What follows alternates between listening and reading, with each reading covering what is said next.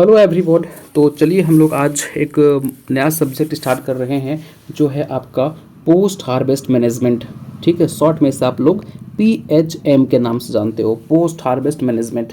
ठीक है, काफ़ी इंटरेस्टिंग सा सब्जेक्ट है, आपको काफ़ी कुछ सीखने को मिलेगा। देखिए, अगर आप टारगेट कर रहे हो नाबार्ड एग्ज़ाम को, ठीक है, आप टारगेट कर रहे हो FCI, आप टारगेट कर रहे हो NSC, आप टारगेट कर रहे हो FSSAI।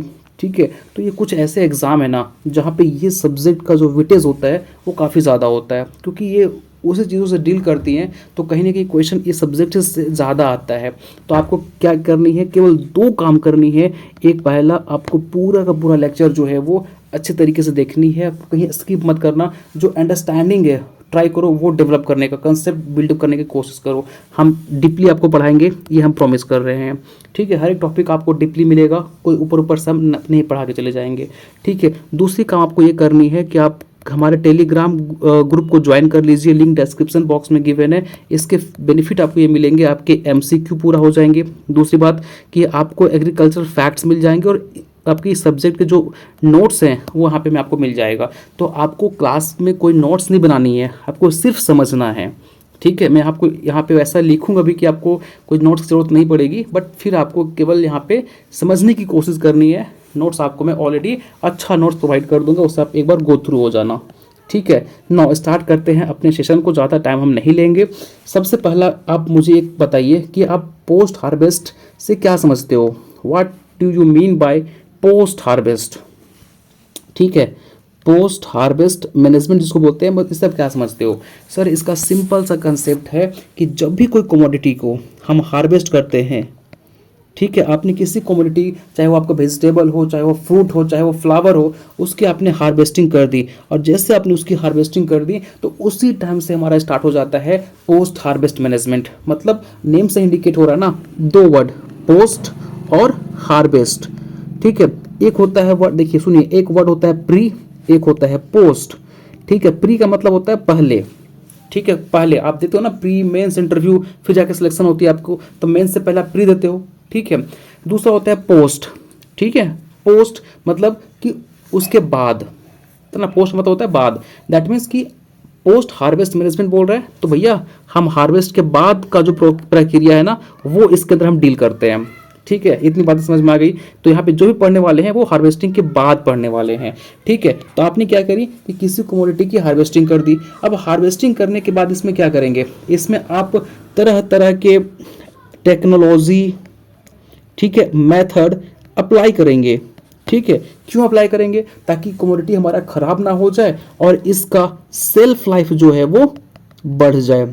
इसके और भी बहुत सारे मोटिव होते हैं पोस्ट हार्वेस्ट मैनेजमेंट करने का, लेकिन मेन जो मोटिव होता है आपका सेल्फ लाइफ बढ़ जाए, लंबा सेल्फ लाइफ हो जाए। ठीक है, ताकि अगर हम कोई मांग चलिए, आप देखेंगे बहुत सारे ऐसे वेजिटेबल होते हैं जो बाहर से हमारे पास आते हैं। ये इस स्टेट से इस स्टेट जाना है तो काफ़ी लंबा टाइम लगेगा, ट्रक से, है ना, ये ट्रेन से ट्रांसपोर्ट होते हैं, तो ख़राब ना हो जाए। तो उसके लिए हम क्या करते हैं, अलग अलग मेथड यूज़ करते हैं ताकि ये पूरा ओवरऑल हम जगह पे इसको ट्रांसपोर्ट कर पाएँ। ठीक है, तो इसके लिए हम अलग अलग मेथड, आपको मैं आगे बताऊंगा क्या क्या मेथड हम यूज़ करते हैं। तो अलग अलग मेथड टेक्नोलॉजी यूज़ करते हैं ताकि हम उनकी सेल्फ लाइफ को बढ़ा सके, ये लंबे टाइम तक हमारा चल सके। ठीक है, तो इसी को हम बोलते हैं पोस्ट हार्वेस्ट मैनेजमेंट। ठीक है, अब देखिए हार्वेस्टिंग के भी आपके अलग अलग, एक तो सबसे पहली बात, हार्वेस्टिंग आपको टाइम पे करनी है। ठीक है, अगर आपको लंबे टाइम तक भेजनी है, लंबे दूर तक एक्सपोर्ट करनी है, तो ट्राई कीजिए कि मतलब ग्रीन स्टेज में, आपको बताऊंगा अलग अलग क्रॉप का जो हार्वेस्टिंग स्टेज क्या होता है, वहाँ पे उस स्टेज में हार्वेस्टिंग कर लीजिए। ठीक है, फिजियोलॉजिकल मैच्योरिटी जब हो जाती है तो उसकी हार्वेस्टिंग कर लीजिए। ठीक है, प्रॉपर अच्छा तरीके से उसकी हार्वेस्टिंग कीजिए, प्रॉपर मेथड यूज़ कीजिए। ऐसा नहीं कि किस तरीके से उसको तोड़ दिए भैया उसको फिर सेल करना है। आप आम था, उसको आपने पत्थर मार के तोड़ दी तो उसमें क्या हो जाएगा, उसके स्पॉन्जिस टिश्यू होंगे वो खराब हो जाएंगे, बाद में फिर उस पर पैथोजन अटैक कर देगा तो वो खराब हो जाएगा। तो जो प्रॉपर मेथड्स हैं हार्वेस्टिंग करने का, आपको वो यूज़ करनी है, प्रॉपर टाइम पे उसकी हार्वेस्टिंग करनी है, अब प्रॉपर पैटर्न में हार्वेस्टिंग करनी है, रैंडम कहीं से भी आप नहीं करेंगे। ठीक है, तो हार्वेस्टिंग के भी अपने तरीके होते हैं। ठीक है, वो तरीके से आप हार्वेस्टिंग करेंगे, उसके बाद इसमें आप यूज़ कीजिए पोस्ट हार्वेस्ट मैनेजमेंट के जो भी टेक्नोलॉजी है, जो मेथड है, उसके बाद क्या होंगे, आपके जो क्रॉप्स का जो सेल्फ लाइफ है वो डेफिनेटली इंक्रीज करेगा, आपको अच्छे प्राइस मिलेंगे। ठीक, इतनी बातें समझ में आ गई। अब होप सो गाइज आपको यहाँ पे समझ में आया होगा कि पोस्ट हार्वेस्ट मैनेजमेंट होता क्या है। कुल मिला के एक लाइन में बोले तो भैया सिंपल सी बात है कि हम हार्वेस्टिंग के बाद जो भी प्रक्रिया, जो भी मेथड यूज़ करते हैं ताकि हम अपने कमोडिटी का सेल्फ लाइफ बढ़ा सके, तो उसको हम क्या बोलते हैं, पोस्ट हार्वेस्ट मैनेजमेंट। ठीक, समझ में आ गया। चलिए अब हम बात करते हैं कि इसका इम्पोर्टेंस क्या है। ठीक है, importance of post harvest management. ठीक है, चलिए हेडिंग लगाइए इम्पोर्टेंस। इम्पोर्टेंस क्या है पोस्ट हार्वेस्ट मैनेजमेंट का। देखिए, अगर आप पोस्ट हार्वेस्ट मैनेजमेंट करेंगे, आप कॉमन सेंस सोचिए, लिखा हुआ बातें अब कॉपी पेस्ट करने की कोशिश मत कीजिए, दिमाग पे जोर डालिए। तो देखिए, अगर इसका इंपॉर्टेंस क्या है कि भैया अगर आप प्रॉपर पोस्ट हार्वेस्ट मैनेजमेंट करेंगे ना, तो एक तो जो कमोडिटी का क्वालिटी है वो मेंटेन रहेगा। ठीक है, आपने जैसे सपोज कि मैंगो की हार्वेस्टिंग करी, उसको आपने ना प्री कूलिंग किया, ना ग्रेडिंग किया, ना सॉर्टिंग किया, ना पैकेजिंग किया, डायरेक्ट उसको आपने क्या किया, मार्केट में उतार दिए, तो आपको प्राइस नहीं मिलेगा, क्वालिटी आपको मेंटेन नहीं रहेगा। ठीक है, तो आपकी क्वालिटी क्या होती है, खराब होने लगती है। तो एक तो इसका इंपॉर्टेंस ये है कि क्वालिटी जो है आपका वो मेंटेन रहेगा। ठीक है, और इससे क्या होते हैं कि जो लॉसेस हैं, ठीक है, डेफिनेटली एक आम जिसको आप डायरेक्टली तोड़े थे और मार्केट में उतार दिए, तो इसका जो लॉसेस है वो कहीं ना कहीं ज़्यादा होगा। लेकिन एक ऐसा कमोडिटी जिसको आपने प्रॉपर तोड़ा अच्छे तरीके से, उसको आपने अच्छे तरीके से वॉशिंग करी, प्रॉपर उसको आपने सॉर्टिंग किया, ग्रेडिंग किया, प्रॉपर उसको आपने पैकेजिंग करी, फिर उसको आपने मार्केट में सेल किया, तो कहीं ना कहीं ये लॉस कम होगा एज कम्पेयर टू डायरेक्ट जो आप सेल कर रहे हो। ठीक है, तो एक दूसरा बेनिफिट ये है कि लॉसेस जो है वो रिड्यूस होती है। तीसरा कि आपको प्राइस अच्छा मिलेगा, आपका इनकम में ग्रोथ होगा, प्राइस अच्छा मिलेगा, क्योंकि आपने प्रॉपर उसमें वैक्सिंग करी है, प्रॉपर उसमें ग्रेडिंग सॉर्टिंग सब कुछ करके उसको आप मार्केट में सेल कर रहे हो, तो प्राइस आपको अच्छा मिलेगा। ठीक है, इसका तीसरी फायदा ये होती है। अगला फायदा ये है कि ये आपको फूड सिक्योरिटी प्रोवाइड करके देता है, फूड सिक्योरिटी प्रोवाइड करके आपको देता है। आप देखेंगे कि आपको एप्पल हो गया, चाहे कुछ ऐसे वेजिटेबल है जो आपको पूरे सीजन में प्रोवाइड होंगे, मोस्टली उसका सीजन खत्म हो गया है, लेकिन वो आपको स्टिल पूरे मार्केट में पूरे साल भर दिखाई पड़ेंगे। क्यों? क्योंकि भैया जब उनके पास था तो उसने क्या किया, कोल्ड स्टोरेज में उसको स्टोर कर दिया। जब मार्केट में उसकी कमी हुई तो भैया वो मार्केट में उसको उतार दिए, उस कम्युनिटी को सेल कर दिए, जिससे बेनिफिट क्या हुआ कि मार्केट में उस चीज़ की शॉर्टेज भी नहीं हुई और इस किसान को अच्छा प्राइस भी मिल गया। ठीक है, तो कहीं ना कहीं ये भी हमारा जो है वो पोस्ट हार्वेस्ट मैनेजमेंट का बेनिफिट होता है। ठीक है, समझ में आ गया। अब एक और होता है कि कहीं ना कहीं इनके वजह से हमारा जो जीडीपी है वो भी एक अच्छा होता है, क्योंकि हम बहुत सारे ऐसे वेजिटेबल हैं, बहुत सारे ऐसे हमारे पास फ्रूट्स हैं, बहुत सारे ऐसे फ्लावर्स हैं कि प्रोडक्ट हैं जिनको हम इंडिया से बाहर एक्सपोर्ट करते हैं। ठीक है, अब क्योंकि ये हमारे पास अच्छा पोस्ट हार्वेस्ट मैनेजमेंट हमारे पास अच्छा है, तो हम इसको इंडिया से बाहर एक्सपोर्ट करेंगे, और एक्सपोर्ट करेंगे तो बदले में हमारे पास कुछ इनकम आएगा, और इनकम से डेफिनेटली हमारा जीडीपी क्या है, अच्छा तरीके से वो अच्छा इंप्रूव होगा। तो ये भी एक बेनिफिट होता है, हाँ ना। तो ये सारे जो बेनिफिट्स फ्रेंड वो हमारा पोस्ट हार्वेस्ट मैनेजमेंट का बेनिफिट होता है। टिल देन आपको दो बातें अभी तक समझ में आ गई होगी कि पोस्ट हार्वेस्ट मैनेजमेंट क्या होता है, दूसरी बातें समझ में आ गई होगी कि इसका इम्पोर्टेंस क्या है। ठीक है, आज का लेक्चर हमारा केवल इंट्रोडक्शन लेक्चर है, तो आप उतना ज़्यादा सोचिए मत, बस जो बता रहा हूँ उस पर चलते जाइए, आपको पूरी बातें समझ में आएगी और ज़्यादा टॉपिक हम कवर करेंगे। ठीक, इतनी बातें समझ में आ गई, इसको इरेज कर देते हैं। अब आगे बढ़ते हैं हम लोग। अब जो डिस्कस करने वाले हैं दैट इज़ कि भैया इसके कॉजेज़ क्या हैं, आखिर लॉस होने का कारण क्या है। ठीक है, चलिए डालिए हेडिंग कॉजेज़। लॉसेस मतलब जो हो रही हैं उनके पीछे रीज़न क्या है। तो भैया ये जो लॉसेस हो रही है ना प्रोडक्ट हमारे, इसके पीछे रीज़न हमारा ये है, सबसे पहला uneducated farmer.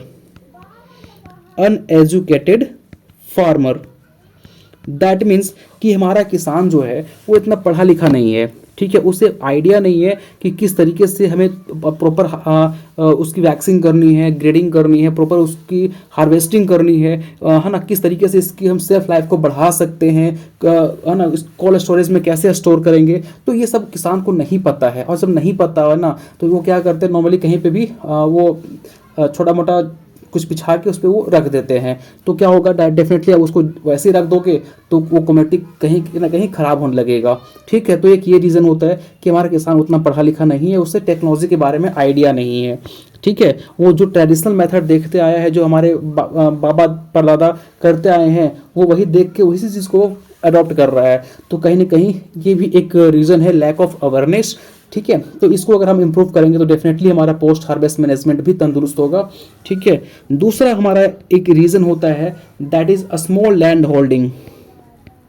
A small land holding.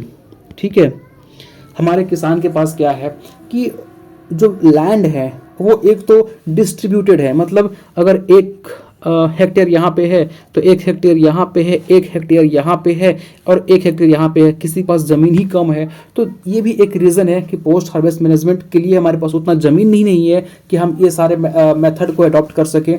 क्योंकि इतनी ज़मीन आप मतलब आपको पता है ना, पोस्ट हार्वेस्ट मैनेजमेंट करने के लिए हमको अच्छी खासी इक्विपमेंट की ज़रूरत पड़ेगी, अच्छी खासी आपकी इन्वेस्टमेंट लगेगी। अब किसान के पास उतना ना ज़मीन है ना उतने पैसे हैं कि वो किसान इस तरह के टेक्नोलॉजी को अडॉप्ट कर सके। ठीक है, तो एक ये भी रीज़न हो सकता है भैया। ठीक, इसके अलावा क्या रीज़न हो सकता है कि मार्केटिंग चैन। ठीक है, हमारे पास मार्केटिंग के लिए इंफ्रास्ट्रक्चर सही नहीं है। ठीक है, काफ़ी लंबा मार्केटिंग चैन है। ठीक है, और जाहिर सी बात है कि जब हमारे पास मार्केटिंग का कोई सुविधा नहीं है, मार्केटिंग है भी तो काफ़ी डिस्टेंस में है, ट्रांसपोर्टेशन की कोई सुविधा नहीं है, तो ये भी कहीं ना कहीं हमारे पोस्ट हार्वेस्ट मैनेजमेंट का एक कारण बनता है। क्योंकि मार्केट काफ़ी दूर है तो किसान यहाँ से सेल करेगा तो एक तो उसको ज़्यादा पेमेंट करनी पड़ेगी। दूसरी बात कि यहाँ से इसको यहाँ पे ले जाने के लिए क्या होंगे ना, कोई इसके पास टेक्नोलॉजी है तो डेफिनेटली वो चीज़ें ख़राब होंगी। ठीक है, तो मार्केटिंग भी एक यहाँ पे मेन रीज़न बनता है। इसके अलावा रीज़न होता है हमारा फ्रूट और वेजिटेबल का सीजनेबल होना।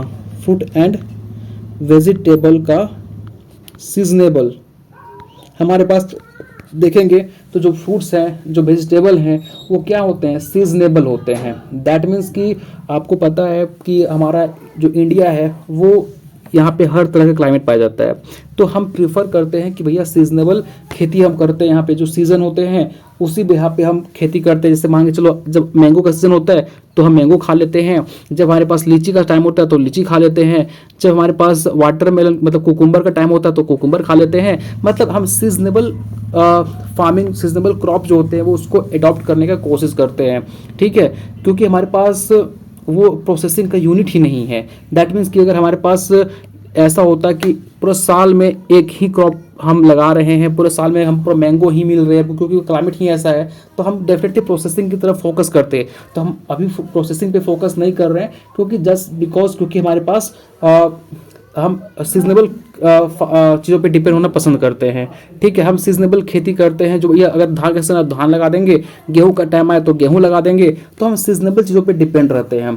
ठीक है, आपको जान के आश्चर्य होगा कि हमारा इंडिया जो है वो प्रोसेसिंग में लैक ऑफ 4% है, मतलब लेस देन 4% हमारे पास प्रोसेसिंग सेक्टर है। ठीक है, अब अब डाल दीजिए ये भी रीजन में प्रोसेसिंग, हमारे पास प्रोसेसिंग का जो इंफ्रास्ट्रक्चर है वो बहुत ही कम है। सोच लीजिए लेस देन 4%, दैट मीन्स कि 96% जो हमारी कमोडिटी है वो कहीं ना कहीं वेस्ट ही हो रहे हैं, अगर प्रॉपर इसमें हम कोई प्रॉपर हार्वेस्टिंग के जो पोस्ट हार्वेस्ट मैनेजमेंट टेक्नोलॉजी है वो यूज़ नहीं कर पाएंगे। तो अब सोचिए ना कि आप मान के चलिए 100% वेजिटेबल की हार्वेस्टिंग कर रहे हो। ठीक है, अब हार्वेस्टिंग कर रहे हो जिसमें केवल आपका 4% जा रहा है प्रोसेसिंग के लिए, तो 96% आपका कहाँ जा रहा है, इसमें कुछ आप सेल करेंगे, कुछ अपना आप यूज़ करेंगे, तो मोस्टली तो आपका बाहर ही है ना, बाहर ही जा रहा है वो, तो 96% तो आप लॉस ही कर रहे हो ना। तो इसलिए कहीं ना कहीं एक ये बड़ा रीज़न है कि हमारे इंडिया के पास लेस देन 4% प्रोसेसिंग सेक्टर है। लेकिन इसी के अलावा किसी और कंट्री की बात करें, जैसे आप चाइना की बात करेंगे, फिलीपींस की बात करेंगे, इसके अलावा थाईलैंड की बात करेंगे, तो इनके पास प्रोसेसिंग सेक्टर काफ़ी अच्छा है। जैसे देखिए, आपको पता है कि आपका चाइना जो है, चाइना जो है वो 23% प्रोसेसिंग सेक्टर लेके बैठा हुआ है। मतलब जो कमोडिटी आ रही है उसमें 23% ऐसे कमोडिटी की क्या हो रही है, प्रोसेसिंग हो रही है। इसके अलावा आप बात करेंगे मलेशिया की, तो मलेशिया में अब 83% चीज़ें कहाँ जा रही है, प्रोसेसिंग में जा रही है। तो अब सोचिए कि किसी कंट्री का 83% जो कमोडिटी है वो प्रोसेसिंग में जाएगा, तो रिमेनिंग कुछ ही परसेंट बच रहा है ना, तो उसमें डेफिनेटली उसके लॉसेस कम होंगे, है ना। अब अरे इंडिया के पास 4% प्रोसेसिंग सेक्टर है, कमोडिटी जो आ रही है उसमें 4% केवल जा रहा है प्रोसेसिंग, बाकी तो हमारा मार्केट में ही है ना, तो खराब तो होगा ही, ठीक है। लेकिन मलेशिया की बात कीजिए, इसके अलावा आप देखिए ब्राज़ील के पास क्या 70% प्रोसेसिंग सेक्टर है, मतलब 70% कमोडिटी का क्या करता है, प्रोसेसिंग कर देता है। जैसे टोमेटो का केचप बना दिया, है ना, पोटैटो का ये चिप्स बना दिया, तो उसको प्रोसेस कर रहा है, तो उसको अच्छे इनकम भी मिल रहे हैं, अच्छे उनके प्राइस मिल रहे हैं, है ना। लेकिन अब सोचिए 70% जो है ये प्रोसेसिंग सेक्टर लेके बैठा हुआ है, रिमेनिंग 30% में ये इनको सब कुछ करना है, मतलब अपना खुद के लिए खा लेते हैं, कुछ सेल कर लेते हैं, कुछ एक्सपोर्ट कर लेते हैं, तो इनका कहीं ना कहीं इनकम भी बढ़ जाता है, जीडीपी बढ़ अच्छा रहता है, और कहीं ना कहीं इनके जो प्रोसेसिंग सेक्टर है वो तंदुरुस्त होने के कारण इनकी जो पोस्ट हार्वेस्ट मैनेजमेंट है वो भी काफ़ी अच्छी होती है, ठीक है। तो ये कुछ इंपॉर्टेंट से कारण हो गए जिनकी वजह से जो हमारा पोस्ट हार्वेस्ट लॉसेस हो रहे हैं, ठीक है। इतनी बातें समझ में आ गई, यहाँ तक कोई दिक्कत? चलिए अब इसको करते हैं इरेज, और अब एक छोटा सा हम बात करेंगे that is types of losses, कि लॉसेस कितने टाइप से हो सकते हैं, ठीक है। चलिए हेडिंग डालिए टाइप्स।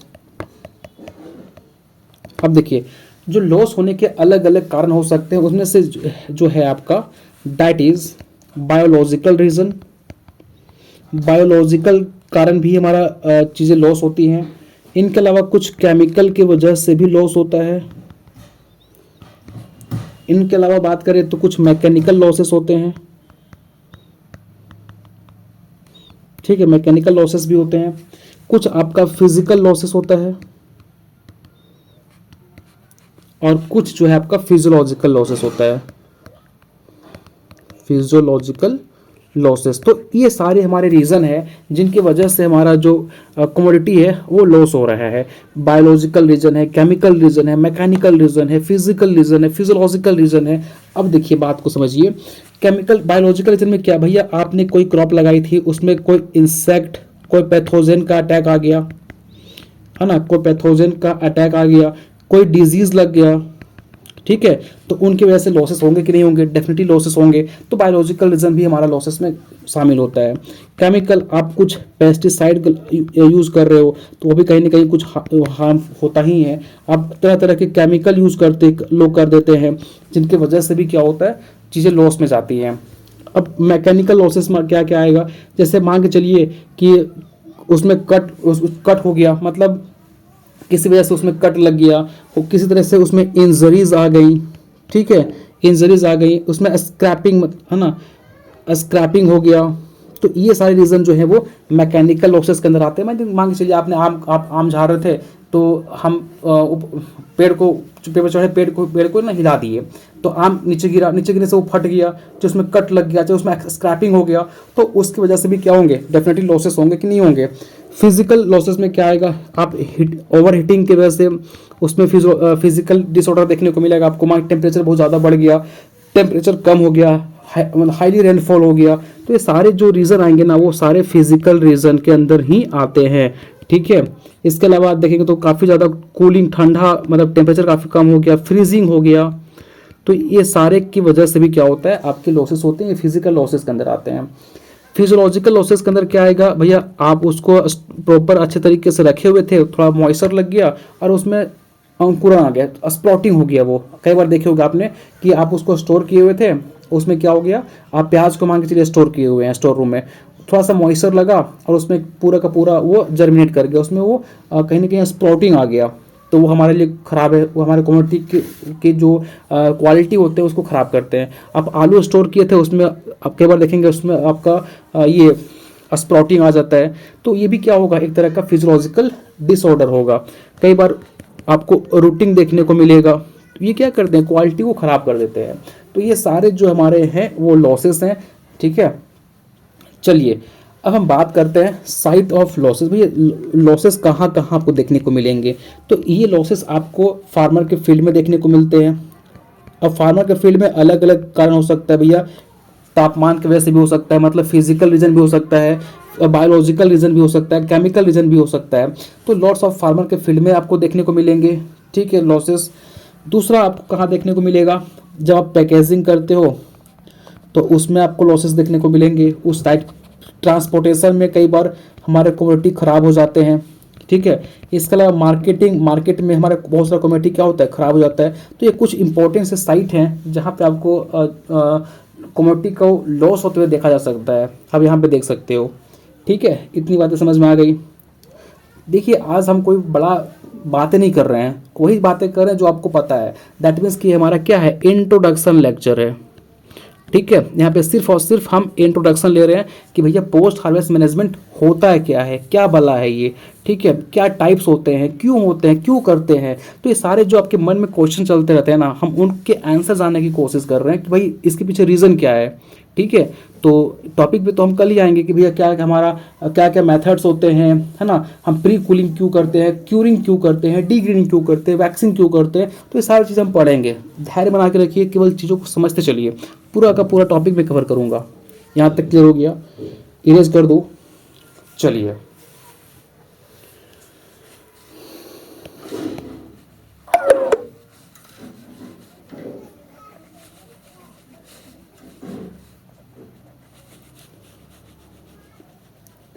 अब हम बात करते हैं कुछ इंपॉर्टेंट सब प्रैक्टिसेस जो हम करते हैं पोस्ट हार्वेस्ट मैनेजमेंट के दौरान, ठीक है। तो याद रखिए जो प्रैक्टिसेस हम यहाँ डिस्कस करने वाले हैं ना, वो दो जो प्रैक्टिसेस डिस्कस करेंगे ये दो टाइप के क्रॉप के लिए करेंगे। एक नॉन क्लाइमेटिक फ्रूट के लिए करेंगे और एक क्लाइमेटिक फ्रूट के लिए करेंगे, ठीक है। आपको मैं इतना मांग के चलता हूँ कि पता होगा कि भैया क्लाइमेटिक फ्रूट क्या होते हैं, इनके एग्जाम्पल क्या है, नॉन क्लाइमेटिक फ्रूट क्या है, इनके एग्जाम्पल क्या है। क्योंकि आपको मैंने प्रीवियस लेक्चर में बताया हुआ है और ये हॉर्टिकल्चर का बहुत ही बेसिक है। आपको पता होना चाहिए कि क्लाइमेटिक फ्रूट क्या होते हैं, नॉन क्लाइमेटिक फ्रूट क्या होते हैं, ठीक है। अब देखिए दोनों में अलग अलग प्रैक्टिसेस हम परफॉर्म करते हैं, है ना, मैनेजमेंट करने के लिए। जैसे अगर मैं बात करूं कि नॉन क्लाइमेटिक फ्रूट है, तो नॉन क्लाइमेटिक फ्रूट में जैसे कोई कमोडिटी की आपने हार्वेस्टिंग करी, ठीक है, हार्वेस्टिंग कर ली उस नॉन क्लाइमेटिक फ्रूट को, ठीक है। अब इसके बाद इसमें हम क्या करते हैं, प्री कूलिंग करते हैं। ध्यान समझिए, आपने हार्वेस्टिंग कर दिया, हार्वेस्टिंग करने के बाद क्या करेंगे, प्री कूलिंग करते हैं। प्री कूलिंग के अंदर क्या करेंगे, उसको कम तापमान पे हम रखते हैं, लो टेम्परेचर पे उसको हम रख देते हैं, ठीक है। इसके बाद क्या करेंगे, इसमें हम क्यूरिंग करते हैं, ठीक है। क्यूरिंग मोस्टली हम ट्यूबर क्रॉप में किया जाता है। ट्यूबर हो गया, राइजोम हो गया, बल्ब हो गया, ठीक है। इसके अलावा कॉर्म हो गया। तो ऐसे क्रॉप में हम मोस्टली क्यूरिंग करते हैं। इसके अलावा इसमें हम क्या करेंगे, डी ग्रीनिंग करते हैं। डी ग्रीनिंग इसमें हम परफॉर्म करते हैं। इसके अलावा इसमें हम सॉर्टिंग करेंगे।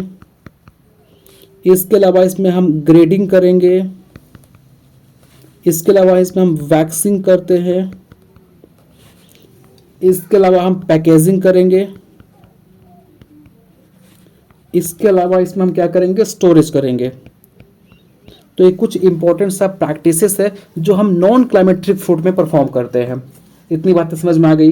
भैया देखो क्लाइमेट्रिक फ्रूट का जो प्रैक्टिसेस होती है थोड़ा अलग होती है और नॉन क्लाइमेट्रिक का थोड़ा अलग होता है। अब अगर क्लाइमेट्रिक की बात करें तो यहाँ पे भी मान के चलिए हम क्लाइमेट्रिक फ्रूट की हार्वेस्टिंग करें। हार्वेस्टिंग करने के बाद, ठीक है, कब इसकी हार्वेस्टिंग कब करते हैं, फिजियोलॉजिकल मैच्योरिटी होने पे हार्वेस्टिंग करते हैं, ठीक है। हार्वेस्टिंग कर दिए, अब फिर यहाँ पे क्या करेंगे, प्री कूलिंग करेंगे। फिर क्या करेंगे, प्री कूलिंग करने के बाद हम क्यूरिंग करते हैं। इसके बाद हम डी ग्रीनिंग करेंगे, ठीक है, डी ग्रीनिंग करेंगे। इसके अलावा यहाँ पे हम फिर सॉर्टिंग करेंगे, ग्रेडिंग करेंगे। इसके बाद हम यहाँ पे देखिए यही अंतर है, ग्रेडिंग तक तो हम यहाँ तक समान कर रहे हैं, कोई अंतर नहीं हो रहा है, ठीक है। जो हम क्लाइमेट नॉन क्लाइमेट्रिक में कर रहे हैं वही हम क्लाइमेट्रिक के अंदर कर रहे हैं। लेकिन अंतर कहाँ पे आता है, देखिए क्लाइमेट्रिक फूड को हम को अलग से राइपेनिंग करना पड़ता है by the use of ethylene. Ethylene का यूज करके हम क्या करते हैं, उसको पकाते हैं, राइपेनिंग कराते हैं, ठीक है। इसके अलावा इसको हम वैक्सिंग करेंगे ताकि अच्छे तरीके से शाइनिंग आ जाए उसके अंदर। इसके अलावा हम यहाँ पे फिर पैकेजिंग करेंगे, और उसके बाद हम क्या करेंगे, स्टोरेज करेंगे। तो ये हमारा कुछ इंपॉर्टेंट सा प्रैक्टिसेस है जो हम परफॉर्म करते हैं क्लाइमेट्रिक फ्रूट के अंदर। ठीक है, समझ में आया इतनी बातें? इतनी बात समझ में आया? अब कोई क्वेश्चन कर रहे हैं कि सर क्यूरिंग क्या होता है? भैया देखिए, क्यूरिंग का सिंपल सा मतलब है ना, क्यूरिंग हम ट्यूबर क्रॉप में, राइजोम क्रॉप में, जैसे आपका पोटैटो हो गया, आपका जो जिंजर हो गया, ठीक है, गार्लिक हो गया, ठीक है, ऐसे में हम ऐसे जो क्रॉप है उसमें परफॉर्म करते हैं। इसमें क्या करते हैं हम, 3 से 5 दिनों तक उसको हम फील्ड में ही छोड़ देते हैं। ठीक है, अब फील्ड में छोड़ेंगे तो क्या होगा कि ऊपर का लेयर जो है वो थोड़ा आपका टफ हो जाएगा, ऊपर मॉइस्चर खत्म हो जाएगा, तो अंदर की तरफ आपके जो पेस्ट का अटैक है वो भी कम हो जाएगा। ठीक है, तो इस हम लोड मत लीजिए, इसको हम डिटेल में पढ़ाएंगे आपको। अब सिर्फ इतना समझ के चलिए, ये इंट्रोडक्शन है तो इसको इंट्रोडक्शन ही रहने दीजिए, है ना। आप बस इतना मान के चलिए कि नॉन क्लाइमेट्रिक फ्रूट क्या है, ठीक है, उसमें क्या क्या प्रैक्टिसेस परफॉर्म करते हैं, क्लाइमेट्रिक फ्रूट में क्या हम क्या क्या प्रैक्टिसेस परफॉर्म करते हैं। तो ये बातें आज आपको पता होना चाहिए। एक छोटा सा हम फैक्ट के साथ ये लेक्चर को एंड करना चाहेंगे, वो है दैट इज लॉसेस। अगर हम इंडिया की लॉसेस की बात करें तो दो प्रोस्पेक्ट में हम बात करेंगे, पहला फ्रूट और दूसरा आपका वेजिटेबल। तो हमारा इंडिया की अगर हम एक छोटा सा अगर ओवरव्यू करने की कोशिश करें तो इंडिया के अंदर जो हमारा फ्रूट है वो लॉस हो रहा है 20 to 30%। सोच लीजिए भैया, किसी का इतना प्रोडक्शन नहीं है लेकिन अपने यहाँ क्या हो रहा है, इतनी लॉस हो रही है, 20 से 30% लॉस हो रही है। तो कहीं ना कहीं अगर हमारा पोस्ट हार्वेस्ट मैनेजमेंट तंदुरुस्त होगा, हर किसान को ये पता होगा कि कैसे हम स्टोरेज करते हैं, कैसे प्री कूलिंग करते हैं, हमारा कोल्ड स्टोरेज की फैसिलिटी के सबको प्रोवाइड कर दी जाए, तो ये जो हमारा 20 से 30% लॉसेस हो रही है वो कहीं ना कहीं हमारा डेफिनेटली बचेगा, और ये कहीं ना कहीं हमारे जीडीपी में कंट्रीब्यूट करेगा, हमारे किसान के आय को बढ़ाने में डेफिनेटली इंपॉर्टेंट रोल प्ले करेगा। ठीक है, दूसरा हम बात करेंगे वेजिटेबल। अगर हम वेजिटेबल की बात करें तो हमारा इंडिया के अंदर जो लॉसेस वो वेजिटेबल तो और ज़्यादा 25 to 40% जो है हमारा वेजिटेबल लॉस हो जाता है। ठीक है, किसान तोड़ के आता है लेकिन उसके पास ट्रांसपोर्टेशन का फैसिलिटी नहीं है तो घर में रखा रह जाता है, हमारे पास कोल्ड स्टोरेज नहीं है तो भी हम नॉर्मली स्टोर करते हैं तो उसमें ख़राब हो जाता है। सोच लीजिए, मतलब फ्रूट जो है वो 20 से 30% लॉस हो रहा है भाई। ठीक है, केवल 70% तक हम यूज़ कर पा रहे हैं। लेकिन अब वेजिटेबल की बात करें तो 25 to 40%, it's a big data. ठीक है, इतना परसेंट हमारा लॉस हो जाता है, बचता क्या है ओनली 60%, और 60% में ही हमारा सारा काम करना होता है। तो सोच लीजिए ना कि आप 60% पे ही जिंदा हो, बाकी 40% तो आपका वेस्ट हो गया। तो इसलिए हमें ज़रूरत है कि भैया हम प्रोसेसिंग सेक्टर की तरफ मूव करें। अगर कोई बच्चा, कोई ऐसा स्टूडेंट है जो कि एंटरप्रेन्योरशिप के लिए सोच रहा है, अगर वो आप स्टार्टअप के लिए सोच रहे हो, तो डेफिनेटली ये चीज़ मान के चलिए कि आपको प्रोसेसिंग सेक्टर की तरफ जाना चाहिए। जिससे आपको मैंने बताया कि इंडिया के अंदर लेस देन 4% हमारे पास क्या है, प्रोसेसिंग सेक्टर है। तो कहीं ना कहीं ये हमारा अच्छा फ्यूचर भविष्य होगा कि हम अगर इंडिया को प्रोसेसिंग सेक्टर में मदद करें तो डेफिनेटली हमारा एक तो किसान का जो लॉसेस है वो भी कम हो जाएगा, किसान जो दूध है वो सड़क पे फेंकेंगे नहीं। आप देखेंगे बहुत बार क्या होता है कि प्रॉपर रेट नहीं मिलने की वजह से किसान क्या करता है, वो टमाटर को या दूध को सड़कों पर फेंक देता है। ठीक है, तो वो क्या करेगा, आपको ला के देगा, कहीं ना कहीं उसका भी आमदनी अच्छा हो जाएगा। तो डेफिनेटली आप अगर एंटरप्रेन्योरशिप के लिए, अगर आप कोई स्टार्टअप के लिए सोच रहे हो तो ट्राई करो कि प्रोसेसिंग सेक्टर की तरफ मूव करो, क्योंकि इसका इंडिया के अंदर स्कोप काफ़ी ज़्यादा है। ठीक है, तो टिल देन गाइस, मिलते हैं नेक्स्ट लेक्चर में। होप सो आपको लेक्चर 1 के अंदर जो हमारा इंट्रोडक्शन लेक्चर था मज़ा आया होगा, है ना। फिर भी मन में कोई डाउट है तो हमारे कमेंट सेक्शन में पूछ सकते हैं, मैं कमेंट सेक्शन में आपको डेफिनेटली रिप्लाई करूंगा, या फिर आप हमारे टेलीग्राम के जो चैट सेक्शन है वहाँ भी मेंशन कर सकते हैं। तो अगर मैं आपको एक थोड़ा सा रिकॉल करा दूं कि लेक्चर 1 के अंदर हम लोगों ने क्या क्या बातें की, तो सबसे पहले हम लोगों ने बातें की कि पोस्ट हार्वेस्ट मैनेजमेंट होता क्या है। इसके अलावा हम लोगों ने इंपॉर्टेंस की बात की कि इसका क्या इंपॉर्टेंस है। इसके बाद हम लोगों ने बात की कि क्यों होता है, आखिर लॉसेस क्यों होते हैं। इसके अलावा हम टाइप ऑफ लॉसेस के बारे में बातें किए। इसके बाद हम लोगों ने climacteric fruit, non climacteric fruit में कौन कौन से प्रैक्टिसेस करते हैं उनके बारे में बातें की। दैट मीन्स कि हम लोगों ने एक छोटा सा ओवरव्यू ले लिया और हमने जानने की कोशिश की कि आखिर पोस्ट हार्वेस्ट मैनेजमेंट होता क्या है। तो अब इस लेक्चर से आपका एक डेफिनेटली मतलब एक सोचने का तरीका, एक ओवरव्यू डेफिनेटली खुला होगा कि हाँ हमें इस तरीके से आगे ग्रो करनी है, इस तरीके से हम अब इस चैप्टर को पढ़ेंगे। तो मतलब आप देखिए ना, काफ़ी मज़ा आया कि नहीं। ठीक है, आपको समझने का मौका मिला ना कि पोस्ट हार्वेस्ट मैनेजमेंट में कितने सारे स्कोप हैं, हम इस चैप्टर को, इस सब्जेक्ट को अवॉइड कर देते हैं। ठीक है, नेक्स्ट लेक्चर में हम लोग जो प्रैक्टिसेस हमने आपको बताई, pre cooling, waxing, grading, sorting, degrading, इनके बारे में जो है वो डिटेल बातें करेंगे। ठीक है, चलिए गाइस, मिलते हैं नेक्स्ट लेक्चर में। Thank you so much.